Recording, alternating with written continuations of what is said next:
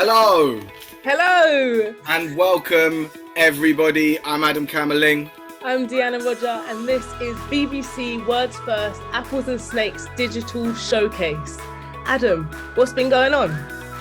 What has been going on? So, I've been working alongside this cohort for 4 weeks, also with Inuit Elams and Tolu Agbalusi, creating poetry and discussing poetry and making wonderful poetry. Amazing, and that's why we're here, to watch these poetry videos, right? Absolutely. So, should we get into it? Let's get into it. First up, please, at home, put your hands together for Yemi.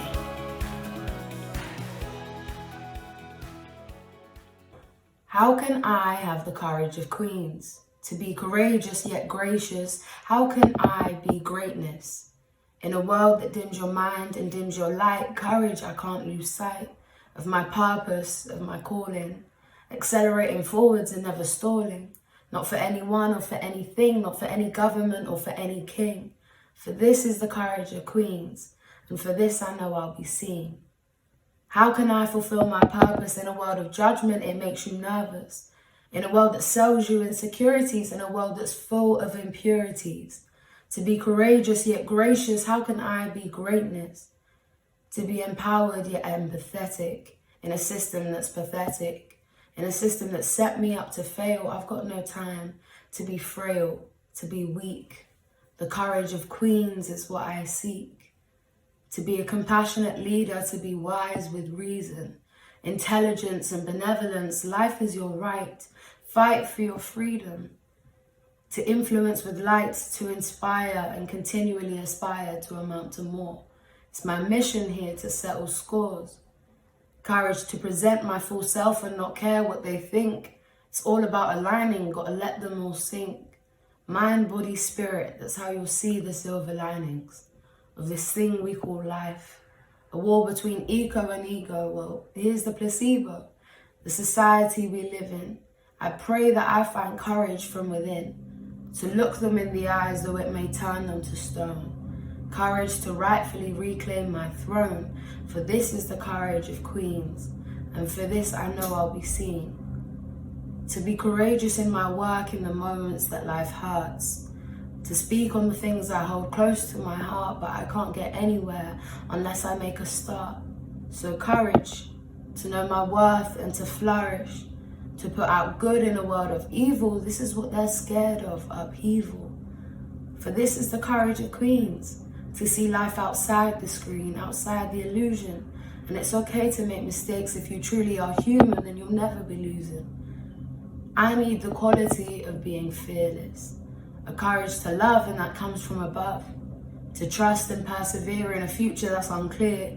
It's a choice, willingness to confront, to forgive and to heal. But I'm run by my emotions and I can't help how I feel. But I know I can't conceal my heart. It translates through my art. To be courageous yet gracious is how I'll be greatness. All my dreams and ambitions, may they come to fruition. For this is the courage of queens, and for this I know I'll be seen. Next, Matt. We sit opposite each other in your kitchen with our mugs of dried leaves and water and warmth and pause. These mugs hold us steadier than we can hold them. It is to these simple rituals that we hold on and on. The steam from the kettle reminds us how a heart is only a tiny exhale away from a hearth, which when lit is a promise that we are only 2 minutes from our first tentative sips. Your mugs do not match. They are a mixture of memories and gifts, like you. There are breaths we have held for so long. Our hearts are being crushed by our lungs. I count the things that make me feel like this. Climbing a tree, real snow, discovering a new meaning in a word I thought I knew. None of that feels possible today, but this does. You carry your mug with both hands, trying to be careful, but your eyes are promises of tip, drop, trickle, seep. Across the table, you begin to show me how to spill. Put your hands together for Annaliese. Her chest opens like a laptop. In mornings, bed sheets are peeled back to move the night into the control of corners. Stay there and don't make a sound. She rolls herself out of toothpaste tubes in an attempt to squeeze out every last emotion. Her friends always tell her to open up more. So she adds herself to the mix but forgets to preheat the oven in her head. Burnt by too many. She cannot properly articulate a sentence. Hurt by too many. Her forgotten chords are words she cannot string together, so her name is bent to Anne Elizabeth every time she picks up a book. Top corners of pages flip downwards like her smile. She is crossed arms when she attempts to hold in her thoughts. It's the only way her body won't explode. She's a flattened milk carton tossed into the recycling of the day, but there are no weekly pickups. She forces her feet to attend daily to a basket full of clothed souls, yet no one asks if her empty has been dressed. Her eyes are crumpled tissues during hay fever season. What time of the year do we use as an excuse to cry?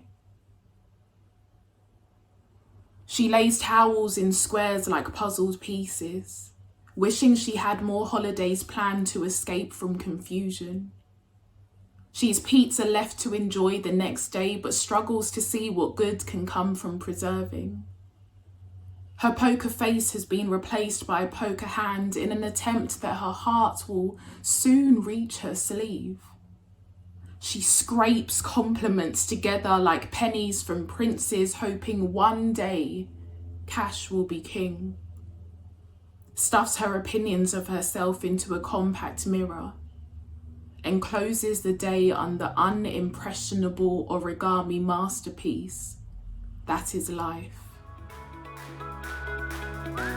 Coming to your screens with their poem is Claire. Where are you from?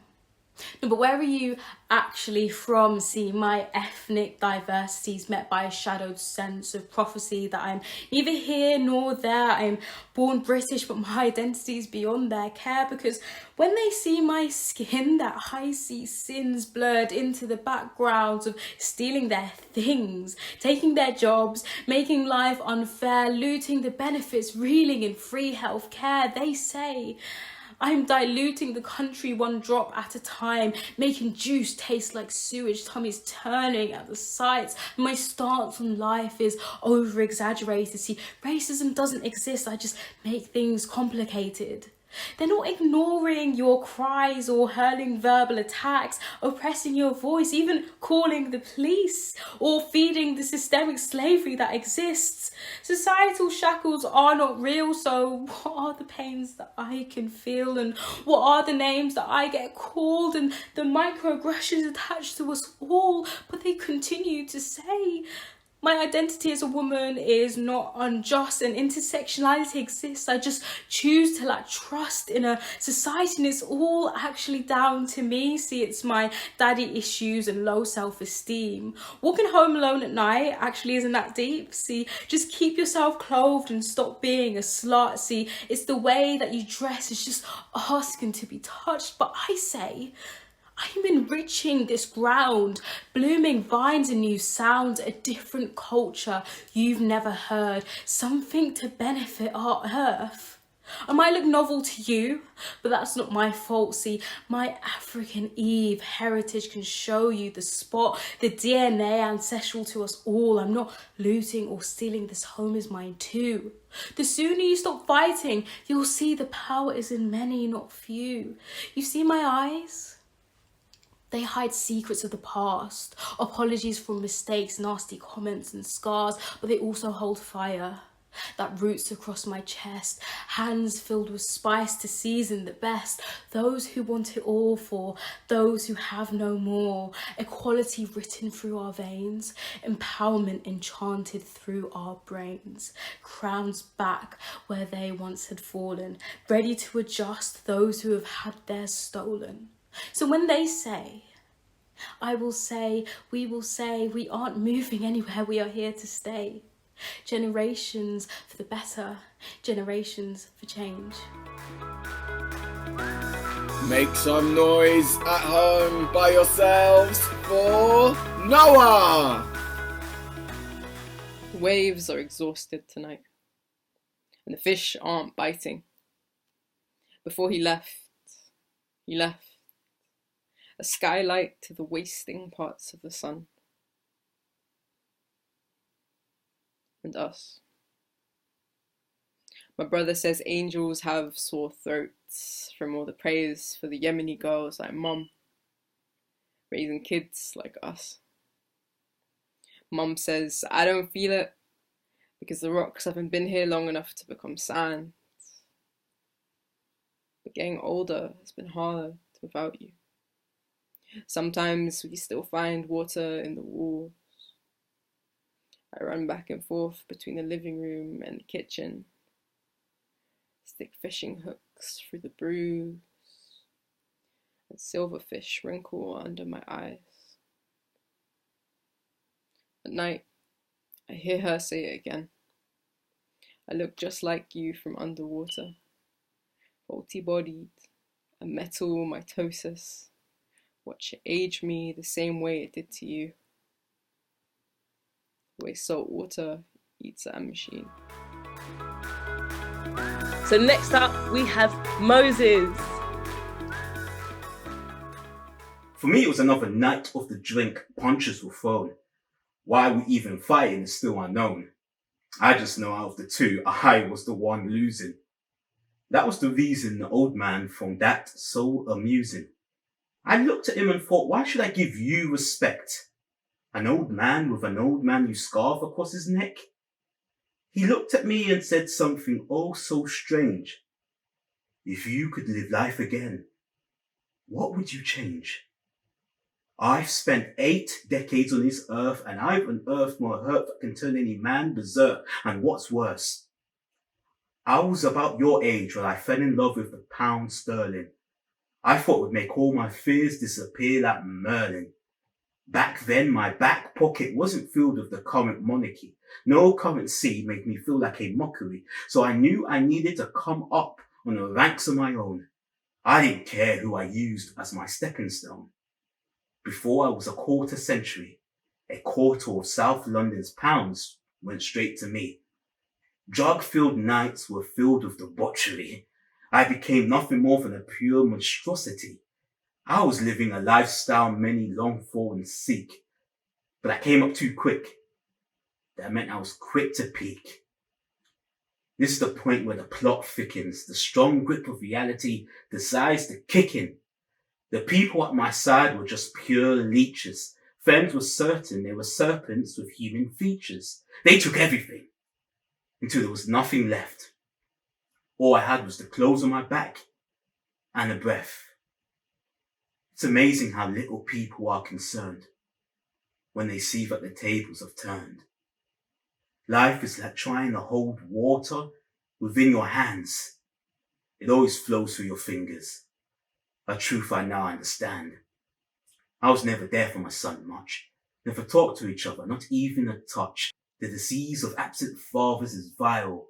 Did nothing as he went down a downward spiral. It was a Tuesday. I was taking pills to clear my head. That's when I got the text. He was dead. Nothing more can be said. At that moment, he stopped the words he spoke, took his scarf off. I couldn't believe what I saw on his throat. I placed my hand on my throat and thought, how can that be? The old man's got the exact same birthmark I do. The old man was me. Next up, Anneliese. My mum is not a lame dog, even when she refuses to eat dinner. Sometimes she is a viceroy butterfly, and so we leave her to furl back into her cotton cocoon. No one asks if she's all right. On days we play outside, my mum becomes a blue jay. Through the window, I spy her constructing a tiny new nest, devised with a knife, shredded betting slips, bits from his shirt and a pair of lipstick lips. Unbreak my heart plays.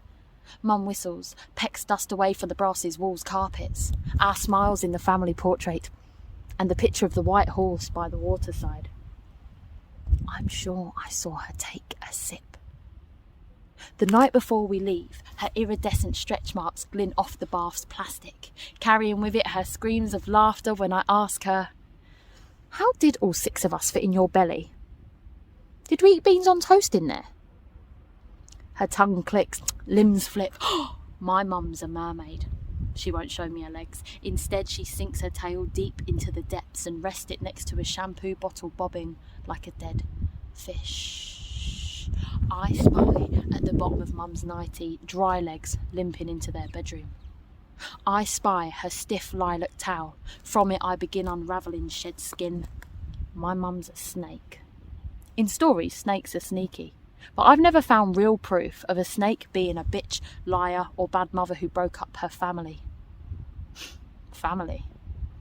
In our family room in the refuge, I rescue Cinderella from the mixed up clothes and videos in the black sacks. At the wedding part, I spy Mum mopping her black eye with a sock. Now's probably not a good time to ask why people say what they do about snakes. But I've always thought they were beautiful. Like the courageous woman who fought to get away from her husband 7 times before. Like the slumped woman in the playhouse with the kicked-in door, whose body was constantly constricted by her applique pig nightie. She snatched it off one day to make room for her new skin. Like the woman he named Bitch who thought she owned the place, and maybe she did. Because it was her house too. And ours. I wanted to ask Mum who the first person was to use that word towards a woman. Like I've done since. Dared to utter victim, perpetuated monstrous myths. Dare I say, my mum's a phoenix. I spy Mum's legs dancing towards me. She isn't wearing ashes, but a grin. Welcoming Eve.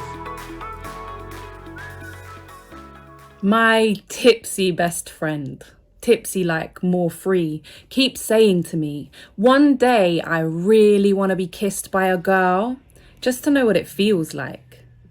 So I bring her to my lips, like the first sip of hot tea, tentatively, so she can burn me if she doesn't like it.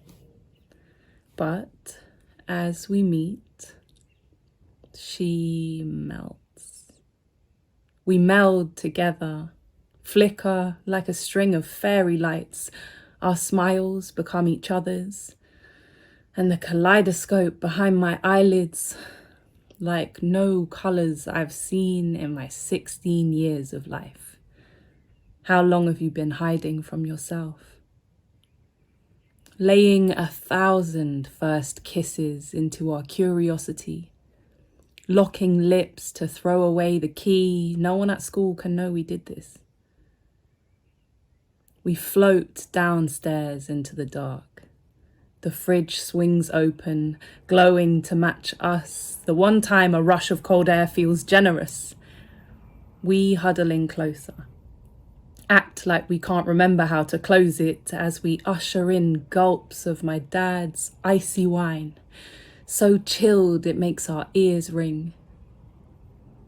We sneak back up, silently laughing, resume our cocoon in the bed, and her head on my chest is the next best thing to completion. The hangover is less beautiful. Sticky-eyed and aching, we pretend not to feel so profoundly altered for when our mum gets here. We say goodbye, but no eye contact. No contact at all, actually. Did I do something wrong? From then on, my heart hid behind my left lung, and it didn't come out again for 12 years. Now we are going to hear from our co-host, Deanna Rodger, reading from their collection, His Fingers Have Left. Hands together for Deanna. This poem is a pantoum called 3 Summers, and it was written after Twilight Song, a play written by Kevin Elliott, which inspired this whole collection. 3 Summers. She listens as the light fades, the distant promise of a dream, a bloodstain, a gentle rustling of the tree, the distant promise of a dream, the penalty for wasted life, the gentle rustling of the tree. Everything comes at a price, the penalty for wasted life, the kind old sun nearly gone. Everything comes at a price. There's other worlds out there, worlds of wonder, but this is our lot. The kind old sun nearly gone, a blood stain. There's other worlds out there, worlds of wonder, but this is our lot.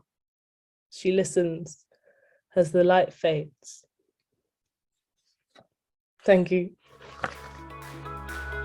Please welcome to our screens your host and tutor for this Words First showcase. It's Adam Kammerling. Hi everyone, I'm reading from the collection Seda, which is almost exclusively sad. So I'm going to read a sad poem, but that's not an apology, it's just a preamble. This is called I once read a doctor's hypothesis putting forward a glass of water with an I love you note freezes more beautifully than one without, as if water is listening, that it smiles. His theory has been disproven, but I have my own.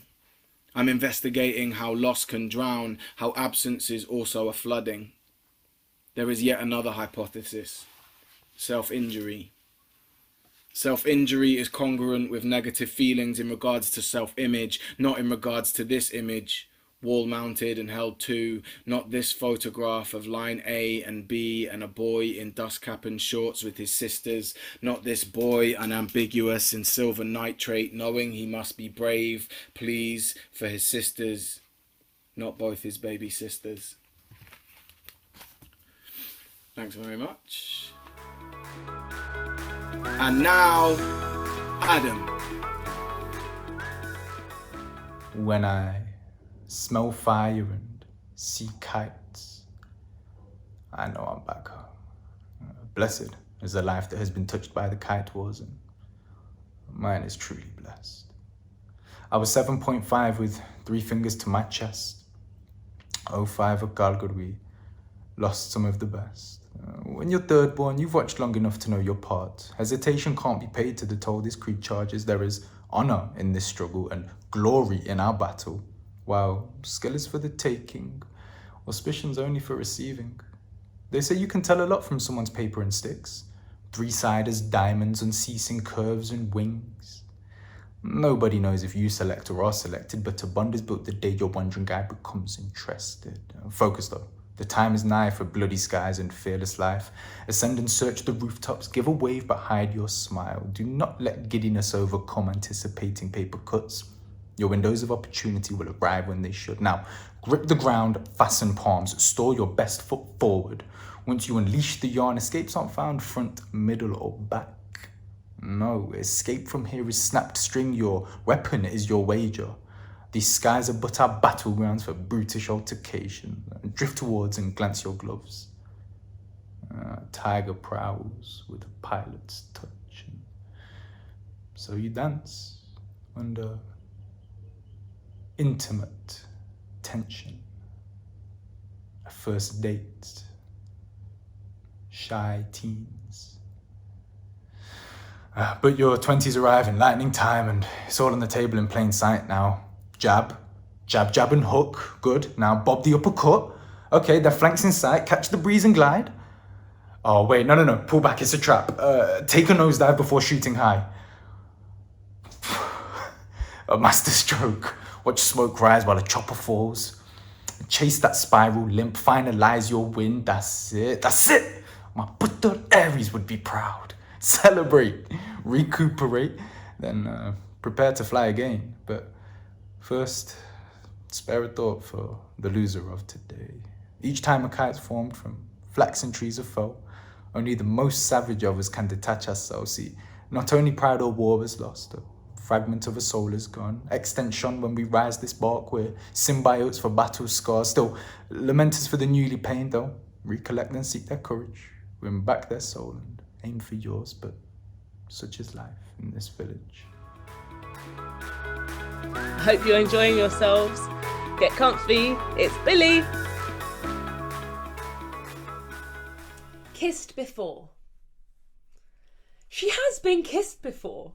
Many times she has given the gift of her lips, barely a pinprick pressed against somebody else's mouth, so tender that it made her melt.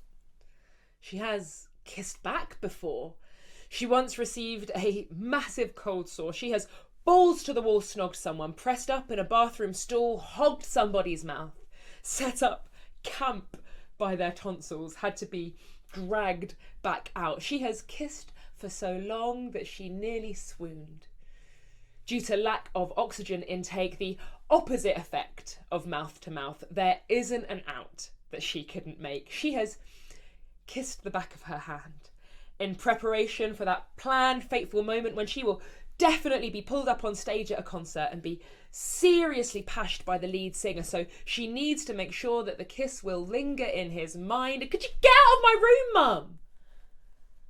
She has been kissed by crushes and crushed by kisses. She has kissed girls and liked it, but this is the first time she's ever had to fight it. He's so much heavier than she is. She remembers the last thing she remembers, if that makes sense. Sat by a bonfire, its embers glowing. She remembers knowing that she should stop drinking. She has been kissed before, but it's never tasted so sour or rushed or uneasy or pushed. What happened to the rest of our friends? She is shushed. She has kissed back before, but never kicked back before or been pushed onto her back before, and she's not quite sure how she's going to get out of this one.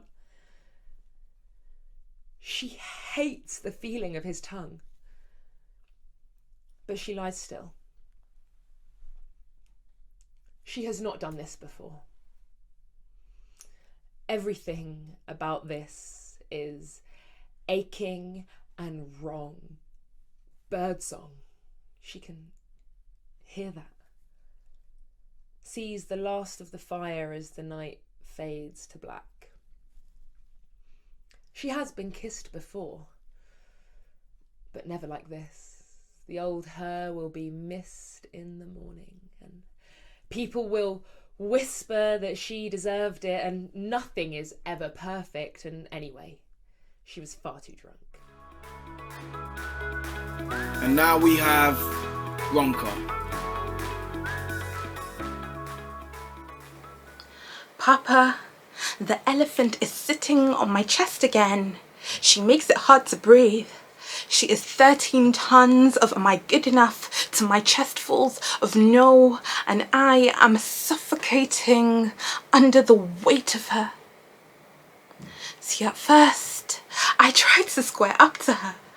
Maybe if I stood on all those accolades, I'd finally measure up to her.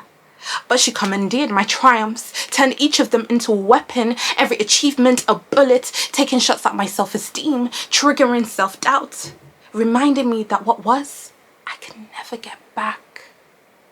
So I switched tactics, tried to appease her, made myself into a sacrifice, a tribute, a martyr. See how I bleed for her, cut myself open, spill for her, parade my scars, call it a work of art, call it a work in progress, call it something, anything that will allow me to get up in the morning.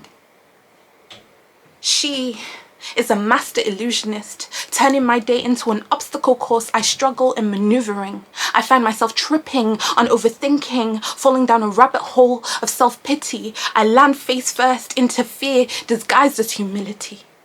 I never did have much hand-eye coordination, so I prop myself up on other people's opinions.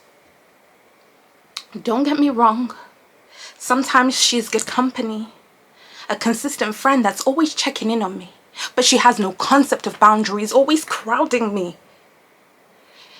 She doesn't play well with others, can't stand to be anything but the center of attention. She's resentful of optimism, distrustful of compliments, will go toe-to-toe with anything resembling confidence. But I too am equally culpable in creating this environment that she feels so comfortable. I am the guaranteed attendee at every pity party she hosts, a non-stop playlist of worst-case scenarios.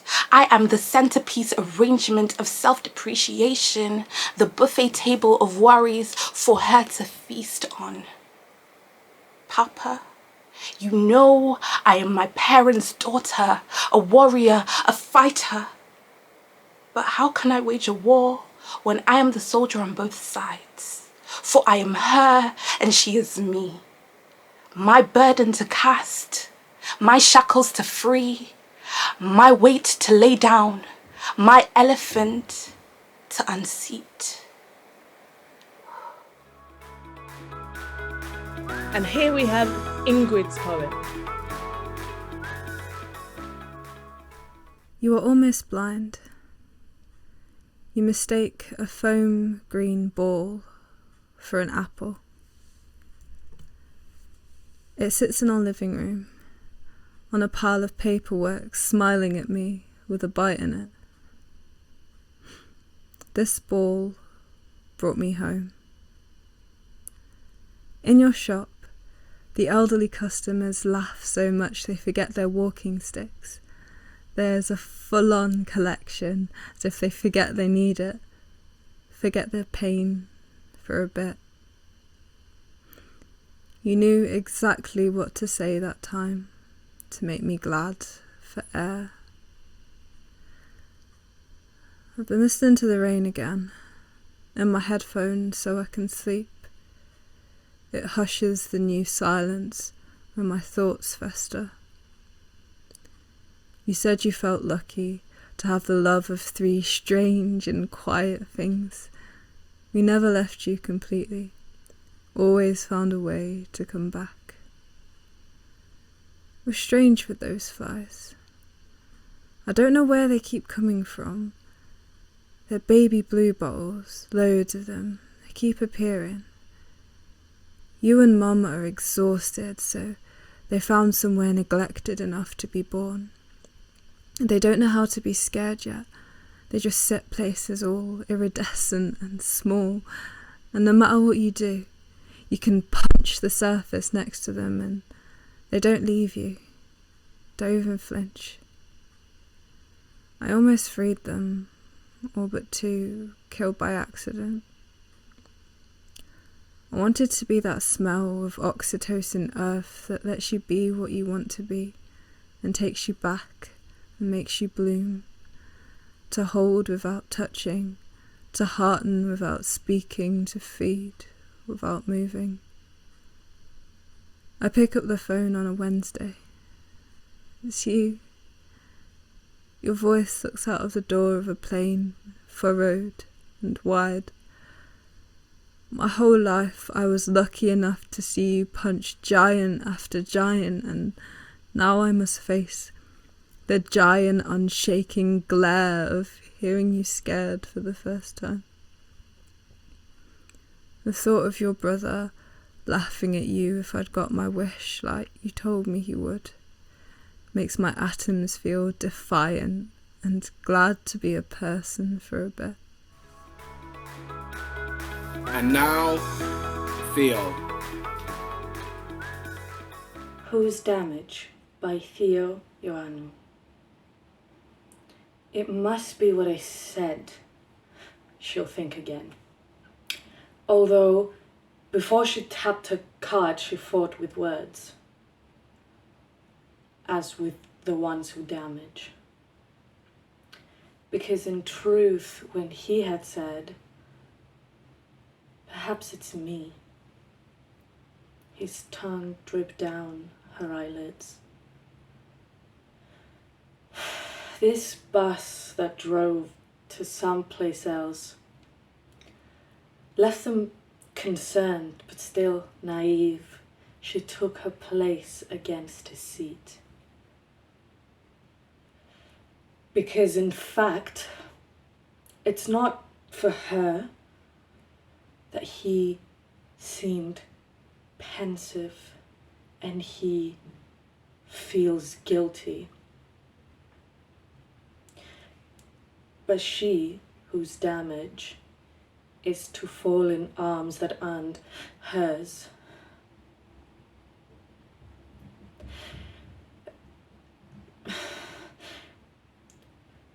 has had her hope spill out on his bed. Her frame convulses at the move of every stop, a heavy head for damage caused. She said,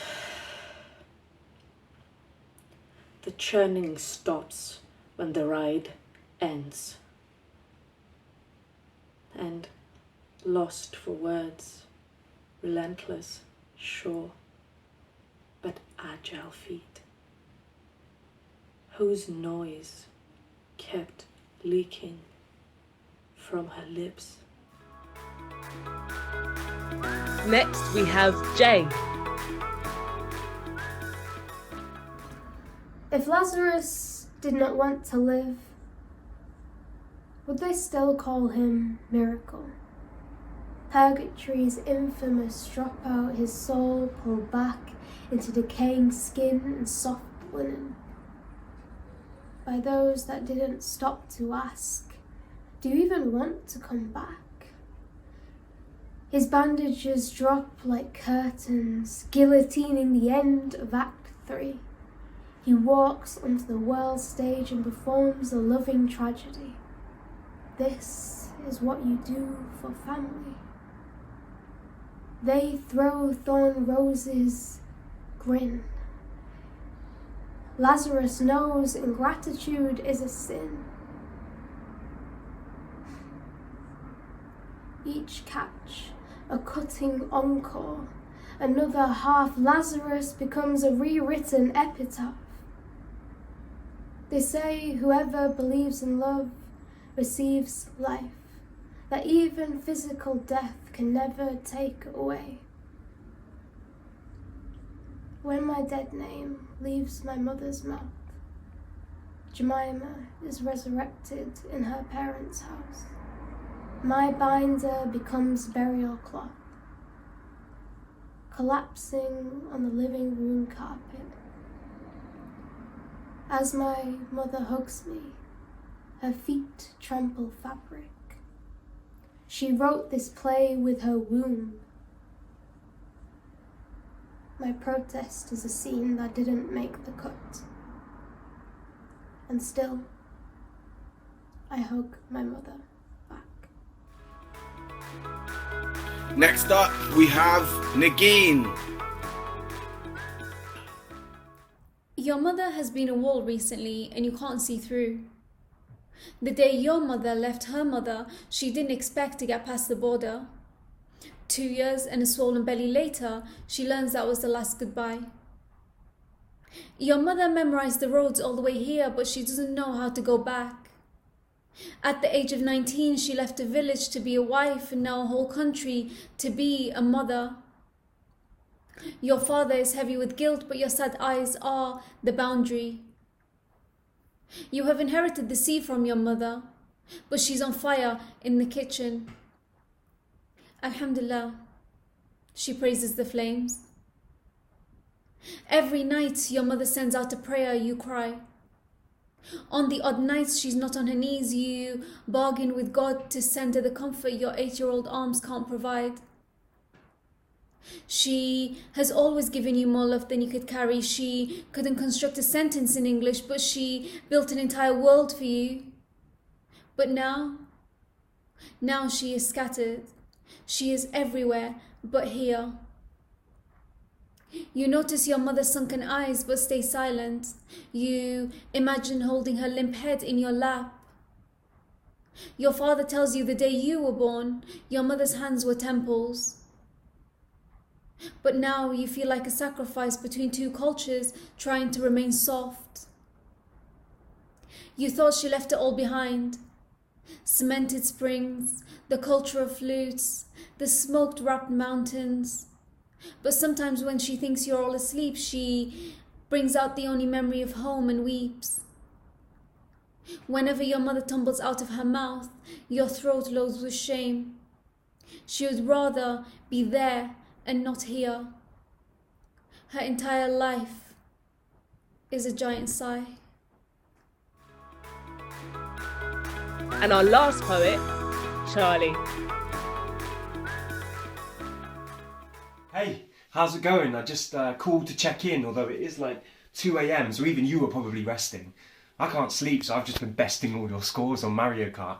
These meds, man, they make my heart beat like a bass drum and I can feel it in both thumbs when I'm playing. But that doesn't seem to be swaying me from my ability to absolutely thrash your times on the Rainbow Road. Reminds me of that time in year 8 when we got loaded up on Tang Fastics and Red Bull and had that bike race down Ayleston Hill. I can still remember the look on your face when you realised I had disconnected both your brakes.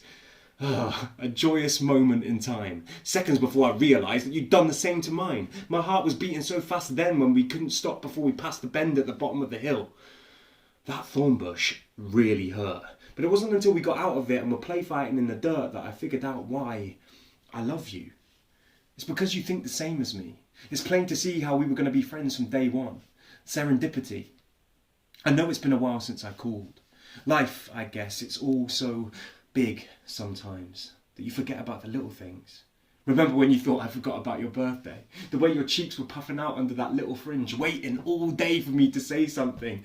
Until I just passed over the reservation for all-you-can-eat chicken wings at Papa Si's. How your eyes went from furious to delighted in a breath. I think we can reasonably expect that our record has never been beaten.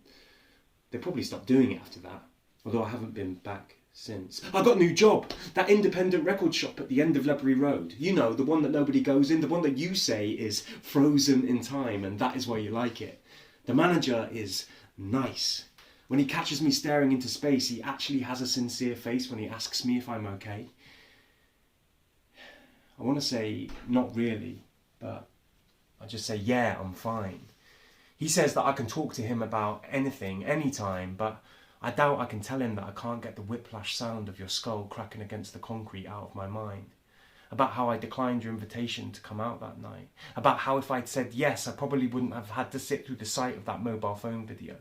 The only evidence of what happened because the Christmas lights were obscuring the CCTV camera. How if I was there, I could have stopped it. I could have intervened. I could have pulled you away. I could have got in between. But I don't. I just say, thank you, that's really kind. And I try to stop staring into space and bring my mind back down to Earth, where I am and you are not currently. But The doctors say you might come back, so I'm going to keep sending these messages and keep my fingers crossed for that. Amazing stuff from everyone. Yeah, a lot of work went into those poems. Like, really well done. Congratulations. Congratulations to everybody. Right, that concludes Words First for 2022. Thank you so much to BBC One Extra. And thanks to Apples and Snakes. Make sure you check out Young Identity's digital showcase. Absolutely. And make sure you keep checking each other out and supporting each other's work and just keeping in touch and seeing what everyone's doing. See you next year. Next year. Bye.